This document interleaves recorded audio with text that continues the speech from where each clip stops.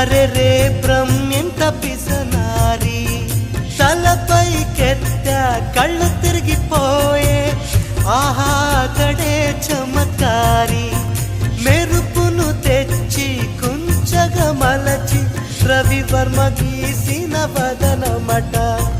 నూరడుగుల శిల 6 అడుగులుగా శిల్పులు చెక్కిన